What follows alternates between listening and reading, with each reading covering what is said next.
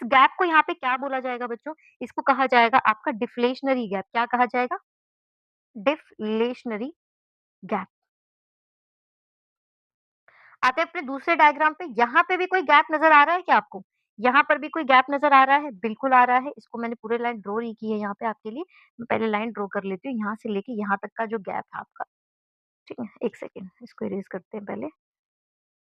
ई को रखते हैं यहाँ पे। फाइन। अब आपका जो यहाँ से लेके यहाँ तक का जो गैप है, इसको क्या कहा जाएगा बच्चों? इस गैप को आपका कहा जाएगा इन्फ्लेशनरी गैप। क्यों? क्योंकि ये एग्ज़िस्ट तो कर नहीं सकता। तो जो चीज़ आपसे मार्केट में डिमांड की जा रही है, आप अगर उस चीज़ को बना ही नहीं सकते हो, तो मार्केट में अननेसेसरी क्या हो जाएगी आपकी इन्फ्लेशन आ जाएगी, ठीक है? तो अब हम देखते हैं कि इनके रीज़न क्या हो सकते हैं। तो दोनों के रीज़न और दोनों का इम्पैक्ट लगभग-लगभग सिमिलर ही है।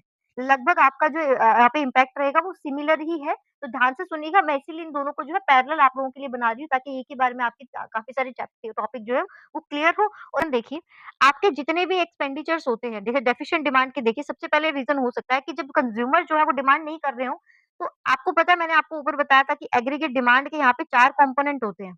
बच्चों इन चारों कंपोनेंट में जब भी कमी आएगी, कमी कैसे?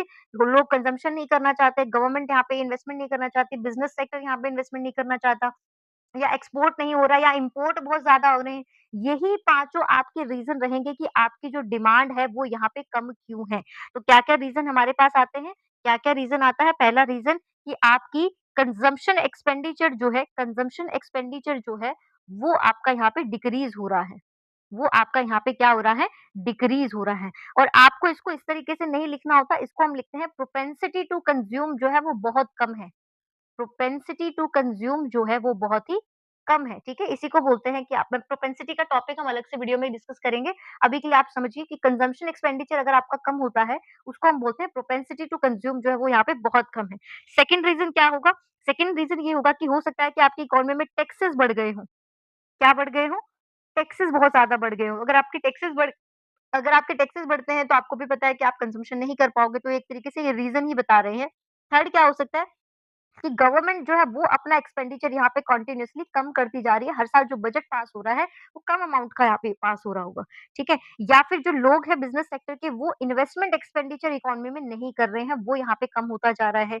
या फिर आपके एक्सपोर्ट जो होते हैं, वो यहाँ पे नहीं हो रहे, तो लोगों की कोई डिमांड ही नहीं आ रही है। या फिर जो इम्पोर्ट है, वो यहाँ पे बहुत ज़्यादा बढ़ गए हो क्योंकि वो नेगेटिव होता है एग्रीगेट डिमांड के लिए। तो ये रीज़न रहेंगे। लाइकवाइज़ आपका रीज़न रहेगा यहाँ पे इंक्रीज़ यानी कि एक्सेस डिमांड का। लाइक रीज़न आपके रहेंगे यहाँ पे एक्सेस डिमांड के भी रीज़न सेम ही